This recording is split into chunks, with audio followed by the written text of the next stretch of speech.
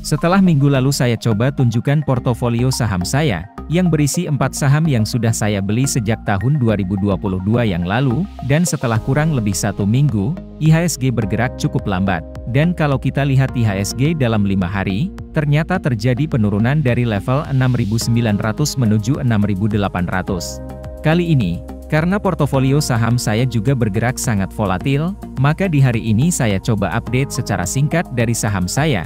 Apakah saham saya terjadi kenaikan atau malah buntung seperti pergerakan IHSG? Oke, kita buka aplikasi ajaib. Masukkan PIN. IHSG hari ini naik tipis 0,43%. Kita langsung ke menu portofolio. Minggu lalu, portofolio saya berada di posisi profit sekitar 4,74%, dan kali ini profitnya naik signifikan di angka 12,16%, atau sedang floating profit sebesar 2,3 juta rupiah. Oke, dari 4 saham ini, baru saham Auto yang sudah rilis laporan keuangan. Dan hasilnya, EPS yang di tahun 2021 sebesar 127, naik lebih dari 2 kali lipat ke angka 275, sehingga membuat saham ini terbang dalam 3 hari beruntun. Selain Auto, ada juga saham ANJT yang minggu lalu sempat minus, tapi dalam 2 hari terakhir ini naik lumayan tinggi sekitar 9%. Padahal saham ini belum merilis laporan keuangan. Apakah ada orang dalam yang sudah membocorkan bahwa laporan keuangan saham ini bagus? Sehingga harga saham ini melonjak duluan, saya juga tidak tahu. Kita tunggu saja nanti.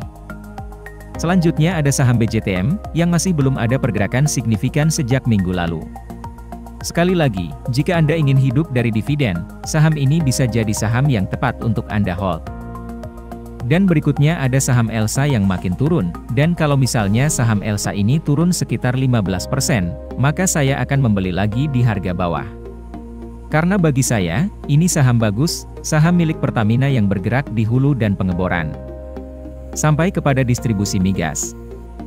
Oke, selanjutnya saya mau share tentang satu saham, yang sudah menarik perhatian saya, sejak beberapa minggu yang lalu, dan saham ini adalah ASII atau Astra International, yang juga merupakan induk dari Astra Auto Parts yang saya pegang. Kenapa saham ini menarik? Kalau kita lihat dari grafik, saham ini pernah ada di harga 9 ribuan, dan kita bandingkan dengan hari ini maka penurunannya sudah hampir 50% dari harga tertinggi. Oke, coba kita lihat laporan keuangan di aplikasi RTI Bisnis. Kita masuk menu statistik, dan kalau kita perhatikan EPS tertinggi dalam 4 tahun terakhir ada di tahun 2019 di angka 536. Lalu di tahun 2020 sebesar 114. Dan tahun 2021 sebesar 499. Karena laporan keuangan kuartal 4 2022 belum keluar, maka dengan laporan keuangan yang disetahunkan, maka EPS saham ASI, tahun 2022 bisa jadi sebesar 768, atau naik sangat tinggi dibanding tahun-tahun sebelumnya. Jika DPR atau dividen payout rasionya seperti tahun-tahun sebelumnya, yaitu di angka 40%, maka dividennya mencapai Rp300 per lembar saham di tahun ini. Berarti yieldnya sekitar 5%, jarang ada saham dengan market cap sebesar ini yang membagi dividen 5%. Kita masuk ke valuasinya. Dividen yieldnya sekitar 4% di tahun lalu, saat harganya masih tinggi. Lalu PER-nya masih di bawah 10 kali yang artinya masih murah, di angka 7,35 kali. Lalu ada PBV yang hanya 1,21 kali. Kalau perusahaan gorengan dan punya PBV di atas 1 kali, maka itu bisa dikatakan mahal. Tapi kalau perusahaan sekelas Astra, yang punya PBV 1,2 kali dan EPS-nya yang naik hampir 2 kali lipat di tahun 2022, maka hanya tinggal menunggu laporan keuangan kuartal 4 keluar dan saham ini akan terbang.